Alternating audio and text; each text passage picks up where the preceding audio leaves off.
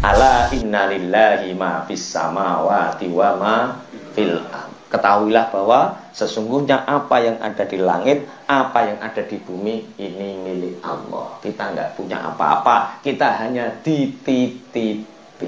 Kalau dititipi berarti satu, harus menjaga dengan hati-hati. Kalau kita dititipi oleh Allah harta, berarti harta ini harus dijaga dengan hati-hati.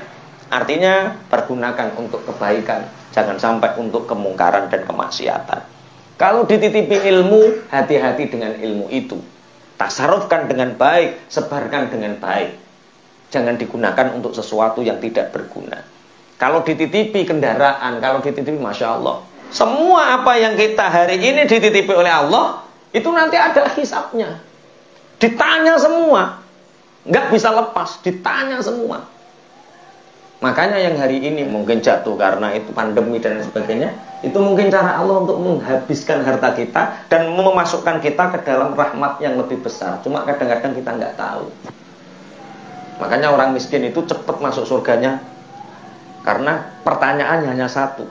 Sehari kamu kerja dapat berapa? 50.000 Gusti. Kemudian hartanya kemana? Habis. Untuk apa? Makan. Selesai. Nggak ada pertanyaan. Yang lebih, martabaknya cabang berapa? 6. Sehari dapat berapa? 600. Kamu gunakan makan berapa? 100.000. Sisanya kemana? Ini. Wah deh. Wah lah itu rodok ruwet. Rodok ruwet itu.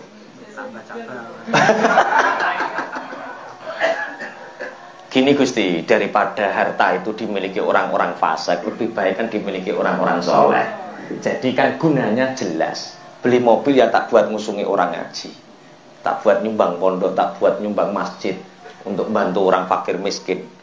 Daripada dibuat orang-orang yang malas gerak, kaum rebahan akhirnya yang jadi reno-reno. Pun ala inna lillahi ma fis samawati wa ma fil ardh. Ketahuilah, ini ayat ini diling-ling tenang. Makanya ketika ada harta kita diambil oleh Allah, ketika keluarga kita diambil oleh Allah, ketika sesuatu terjadi terhadap kita, kita disunahkan untuk istirja. Apa? Inna lillahi wa inna ilaihi raji'un. Kita ini sesungguhnya milik Allah dan akan kembali kepada Allah. Dan ini yang selanjutnya, ala inna wa'dallahi haqq. Ingat sesungguhnya bahwa janji Allah itu akan nyata. Janji Allah itu wujud. Janji tentang surga akan terjadi, janji tentang kiamat akan terjadi, janji tentang neraka akan terjadi, mizan mahsyar dan lain sebagainya akan terjadi. Begitu juga dengan janji-janji yang lain. Misalkan man jaa bil hasanati falahu asyru amtsaliha. Siapa yang melakukan, datang membawa satu kebaikan, Allah melipat gandakannya 10 kali lipat. Itu janjinya Allah, pasti terjadi. Makanya jangan ragu untuk melakukan kebaikan. Nah, tapi kadang-kadang kita itu terlalu cepat mengambil kesimpulan. Jadi begini, orang yang cepat sedih itu pasti nggak memahami ayat ini. Orang yang cepat bahagia juga tidak memahami ayat ini. Dia tidak bisa tawasud. Jadi orang yang memahami bahwa semua milik Allah, yang di langit di bumi milik Allah, janji Allah nyata, itu hidupnya enjoy, biasa. Ketika ada kebahagiaan, dia nggak terlalu bahagia betul, sehingga lupa. Ketika dia mendapatkan ujian, musibah, dia juga tidak sedih betul, sehingga dia tetap enjoy, tamasud, sedengan mengambil sikap.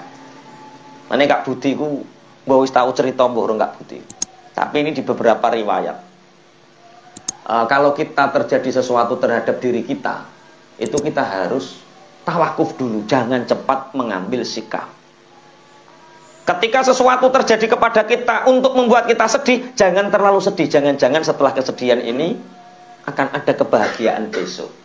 Jadi cah nom-nom, mungkin setelah hujan akan ada pelangi. Kok hujan petir tuh ya?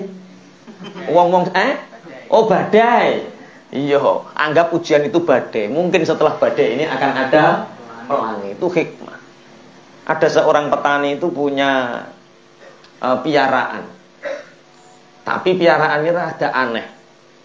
Dia punya kuda putih itu gagah bagus, sehingga harganya itu mahal. Tapi saking senengnya, wong senengnya karo kuda kok. Ada pengusaha datang ditawar dengan harga yang luar biasa, dan tidak ada orang yang berani melawar setinggi itu. Tak beli Pak. Kudamu berapa? 3 miliar. Kuda dinyang 3 miliar. Cara harga saiki nek biyen kan dirham dinar to ceritanya.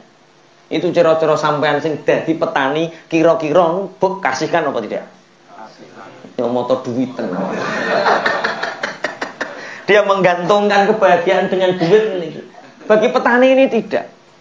Saya belum sempat berlama-lama dengan kuda ini. Kalau uang bisa saya cari, tapi memiliki kuda seperti ini belum tentu ada yang punya. Biarkan saya menikmatinya dulu. Akhirnya pengusaha ini pulang, orang-orang itu datang, Pak, bento, Pak, kue Pak. Kesempatan ini gak ono maneh. Kesempatan seperti ini gak akan terjadi lagi. Diam petani ini. Malam hari habis sama sholat subuh, dilihatlah kandang kuda, tiba-tiba kuda yang sudah nggak ada hilang. Sore hari ditawar 3M, pagi harinya hilang. Wong-wong nek ngelokno piye? Tenan to dikandani kok. Ora ono wong beda kaya kowe ra eneng tenan. Atok saiki wis sugih, atok kowe wis sugih. Petani ini diam. Dia tawakuf, gak cepat mengambil sikap. Akhirnya apa yang terjadi? Setelah 5 hari kudanya hilang dan orang-orang kampung sudah membicarakan bahwa ada orang bodoh punya kuda putih ditawar 3M, dia gak mau kudanya hilang. Sebodoh-bodohnya orang yang petani itu. 5 hari berlalu kudanya datang. Ternyata kuda ini berlari ke tengah hutan. Di sana ada kuda-kuda yang tersesat, kuda liar. Ini mengikuti kuda putih ini. Masuk ke kandangnya petani ini. Dan itu kuda tidak ada yang memiliki karena kuda liar. Ternyata kuda ini bisa memikat kuda yang lain untuk pulang ke rumah petani ini. Apa perkataan orang-orang kampung? Iya. Beruntung kamu, jadi. Beruntung kamu. Ternyata kudamu pinter memikat kuda yang lain untuk masuk kandang. Petani ini dia nggak mengambil sikap. Akhirnya karena ini masih kuda liar, petani ini punya anak. Anaknya ini masih muda dan bisa melatih kuda. Nah, ya Bapak, kuda-kuda yang masih liar itu tolong diajari, dijinakkan biar bisa untuk dinaiki, biar kita jual harganya mahal. Ya Bapak. Anaknya ini naik kuda. Dijinakkan kuda ini, sebelum dijinakkan cara jenenge kuda liar, ngerangge dhuwur ceblok sikile coklat. Ciri wong-wong kampung, ternyata kudamu membawa sial.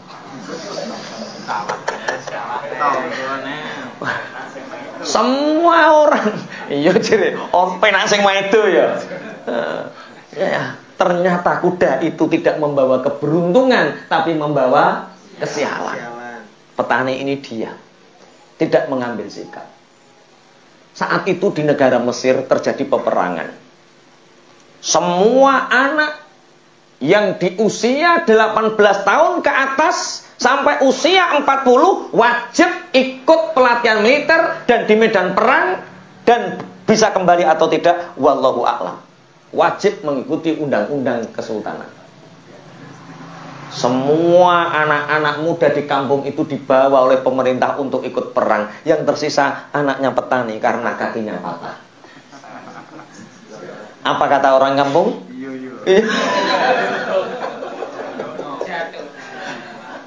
Oh, ternyata hidupmu beruntung. Kita ini nggak tahu anak kita akan kemana. Kita nggak tahu anak kita itu hidup atau mati dalam peperangan. Sedangkan anak kamu tidak ikut berperang karena kakinya patah. Beruntung hidup kamu. Iki terai wong kampung iku piye to? Piye? Lambe turah. Apa kata petani ini kepada anaknya? Nak, apa yang kita sangka buruk hari ini belum tentu itu yang buruk untuk kedepannya. Mungkin Allah menyediakan sesuatu yang baik ke depan. Apa yang baik hari ini belum tentu itu buruk di masa yang akan datang. Lalu apa yang harus aku lakukan? Apa Bapak, apa yang harus aku lakukan? Bersyukurlah dalam setiap keadaan karena janji Allah itu nyata. Ala inna wa'dallahi hakun. Makanya yang hari ini yang nggak jadi buka cabang, sabar, syukur. Hari ini yang mungkin dagangannya lesu, sabar. Oh, nek sabar gampang, syukur itu sing angel. Padahal ini ajakannya bersyukur dalam setiap waktu, karena janji Allah itu apa? Nyata. Tapi kebanyakan manusia walakinna aktsarahum la ya'lamun. Sebanyakan manusia itu tidak mengetahui. Makanya masyarakat secara umum tidak mengetahui. Makanya ketika ada sesuatu yang buruk terjadi, ini nasib, ini apa? Ini sial, hari malang, hari sial. Kemudian ketika ada sesuatu yang membahagiakan, ini adalah keberuntungan. Jangan cepat mengambil keputusan. Kalau makanya kulla yusibana illa ma kataballahu lana huwa maulana wa 'alallahi falyatawakkalul mu'minun. Ingat, sesuatu yang di langit, di bumi itu miliknya Allah. Kita tidak pernah memiliki, kita hanya diberi titipan.